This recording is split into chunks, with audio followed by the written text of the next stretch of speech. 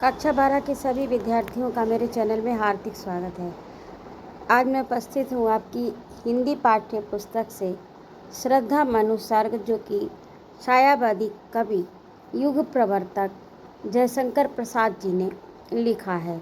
इसका मैं संदर्भ प्रसंग आपको बताऊंगी, इसका भावार्थ समझाऊंगी और इसके पश्चात परीक्षा में पूछे जाने वाले प्रश्नों को भी मैं इस वीडियो में आपको दूंगी। तो अंत तक बने रहिए। पढ़ाऊंगी भी और लिखा हुआ भी आपको मिलेगा ताकि आप अपने नोट्स बना सकें। और हाँ, आपको याद दिला दें कि यदि आपको मेरी प्रस्तुति अच्छी लगती हो तो चैनल को सब्सक्राइब करना ना भूलें, क्योंकि आप तो वीडियो तो देखते हैं लेकिन सब्सक्राइब और लाइक करना भूल जाते हैं। तथा अपने सुझाव भी अवश्य लिखें मेरे कमेंट बॉक्स में। तो आइए बिना विलंब किए पाठ प्रारंभ किए। आज मैंने ये आपके पुस्तक का पृष्ठ रखा है और इसे आप या तो आप अपनी पुस्तक से देखिए अथवा आप इसे ही पढ़ सकते हैं। तो उसके आगे का भाग है, आपके 3 भाग हो चुके हैं, चौथा भाग आज है। श्रद्धा मनु का संवाद चल रहा है। प्रलय काल के बाद में निराश होकर मनु बैठे हैं और वहाँ पर श्रद्धा का आगमन होता है, जो कि दोनों के वार्तालाप से भारतीय जीवन दर्शन और संसार की यथार्थता का परिचय प्राप्त होता है। कवि ने इन दोनों के माध्यम से विश्व के सत्य को उद्घाटित किया है। तो लगे कहने मन सहित विषाद, मधुर मारुत से ये उच्छ्वास, अधिक उत्साह तरंग आवाज, उठाते मानस में सविलास।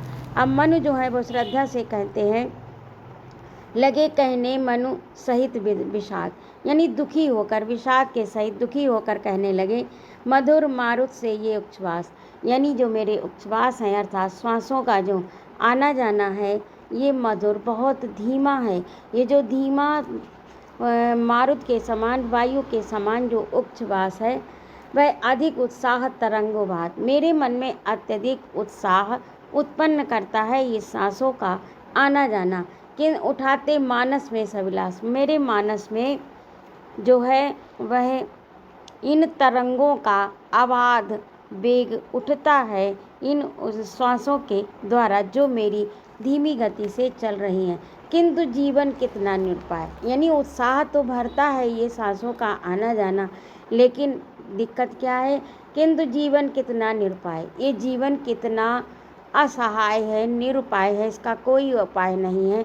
अर्थात वह संसार की असारता की ओर इशारा करते हैं। किंतु जीवन कितना निरुपाय, लिया है देख नहीं संदेह, मैंने इसे देख लिया, इसमें कोई भी संदेह नहीं है कि जीवन में कुछ भी नहीं है। अर्थात असारता है, संसार असार है, झूठा है, माया का खेल है। लिया है देख, मैंने देख लिया, इसमें कोई भी संदेह नहीं है। निराशा है जिसका परिणाम सफलता का वह कल्पित, सफलता का ये कल्पित गे, ये केवल सफलता प्राप्त होगी, ये कल्पना का घर है, यानी ये एकमात्र कल्पना है कि सफलता प्राप्त होगी। निराशा है जिसका परिणाम, और इस संसार का परिणाम केवल निराशा है, इस जीवन का परिणाम केवल निराशा है। अर्थात मनु जो है वह हतोत्साहित हो रहे हैं, निराश हो रहे हैं, हताश हो रहे हैं, संसार की असारता पर कह रहे हैं कि यहाँ कुछ भी वास्तविक नहीं है, इसका परिणाम अंत में कल्पना ही है, मात्र कल्पना है।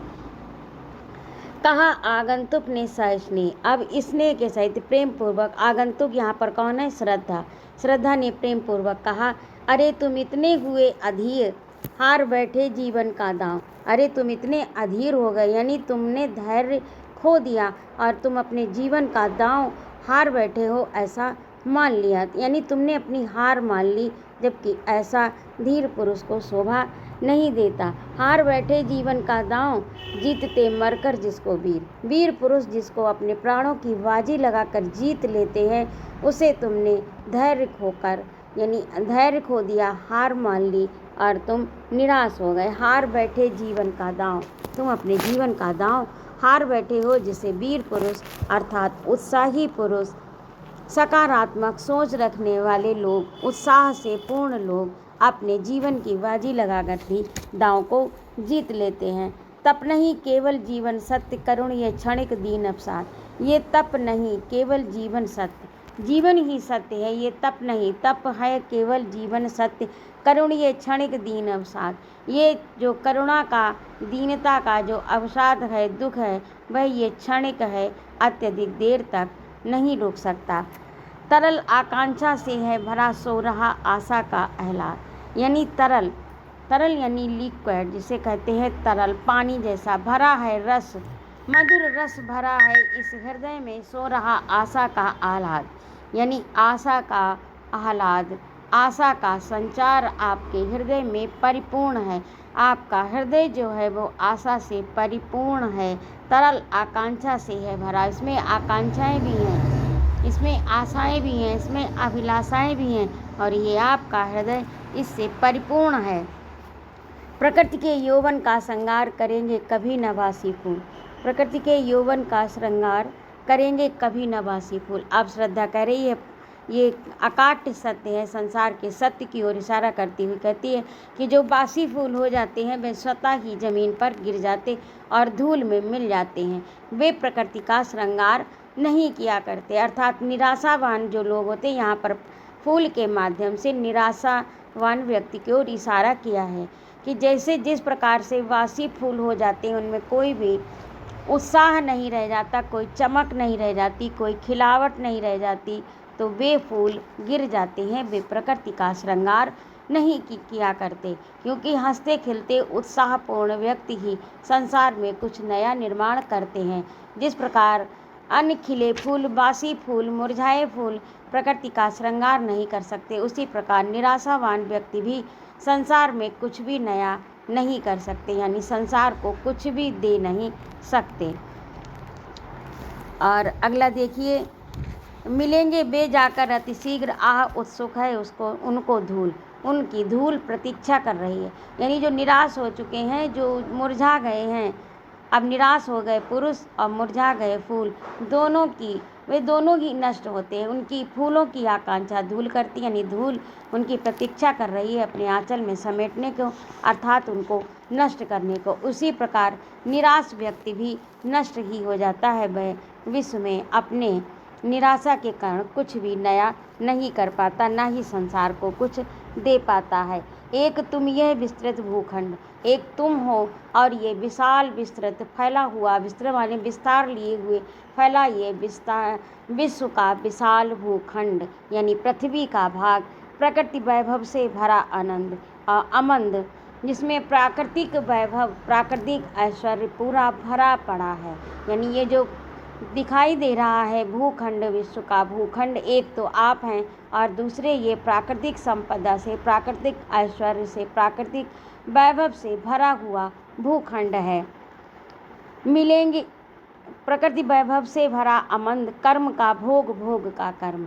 संसार का क्या सत्य है? अब जो श्रद्धा है वो भारतीय दर्शन का मूल जो संदेश है कि कर्म का भोग, भोग का कर्म, यानी जो आपने कर्म किए हैं उनको आपको, उसका फल आपको संसार में भोगना है। और जो आप कर्म आगे के लिए करेंगे, जो इस समय कर्म करेंगे, उनका फल आपको आगे मिलेगा। यानी कर्म का भोग, जो करके आए हैं उनका भोग करिए, और भोग का कर्म, भोग करते हुए जो आपसे कर्म बनेंगे अच्छे या बुरे, उनका परिणाम आपको आगे मिलेगा। यही जड़ चेतन आनंद, और यही जड़ का, चेतनता का, संसार में व्याप्त जो चेतनता है, जो जड़ है, यानी सृष्टि का जो विस्तार है, विश्व का जो विस्तार है, जो प्रकृति का वैभव है, यही उसका आनंद है। सच्चा आनंद यही है कि कर्म और कर्म का फल, बस इसके अतिरिक्त संसार में कुछ भी नहीं है। जो आपने पूर्व में कर्म किए हैं उनका आपको भोग भोगना पड़ेगा, और जो भोग भोगते हुए आपसे कर्म बन रहे हैं वही आपके आगे जाकर फिर से नया भोग बन जाएगा। तो यही इस संसार का सार है, यही सृष्टि का, जड़ का, चेतनता का यही अकाट्य सत्य है। अकेले तुम कैसे असहाय यजन कर सकते तुच्छ विचार। अकेले तुम अकेले यज्ञ कैसे कर सकते हो? नहीं कर सकते हो, ये तुम्हारा तुच्छ विचार है। यानी तुम अपने अंदर जागरण लाओ, तुम अपने अंदर आशा का संचार करो, तुम अपनी शक्ति को पहचानो, और तुम अपने को एक नई दिशा की ओर ले जाओ, जो कि सृष्टि का आरंभ है, यानी संसार में नया कुछ करने का, समाज को कुछ नया देने का। आप उसे पहचान नहीं पा रहे, इसीलिए निराश हो रहे हैं। जिस दिन आप उसे पहचान लेंगे, निराशा को छोड़ देंगे, आशा का संचार हो जाएगा और उसी दिन आप समाज को, संसार को, अपने को कुछ न कुछ नया दे देंगे और कुछ न कुछ नया कर जाएंगे। अकेले तुम कैसे असहाय यजन कर सकते, तुच्छ विचार तपस्वी आकर्षण से हीन कर सके नहीं आत्म विस्तार।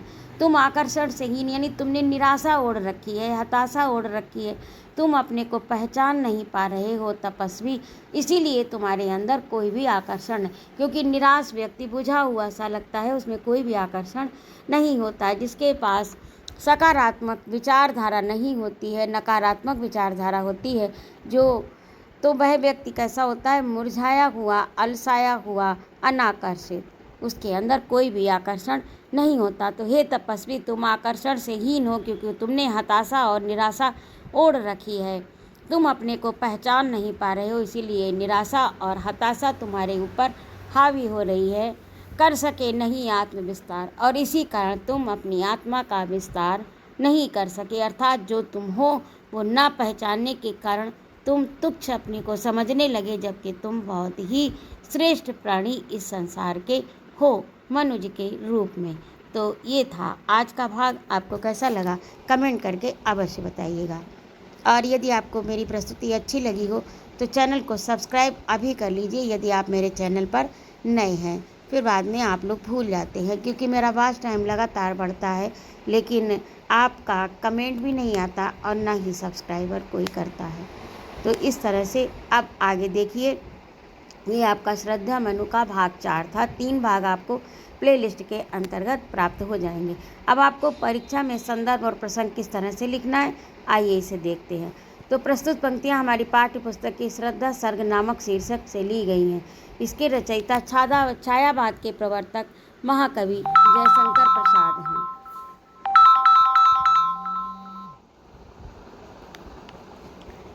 और इसका आगे देखिए, उपर्युक्त, ये तो आपका संदर्भ हो गया। अब देखिए इसका प्रसंग।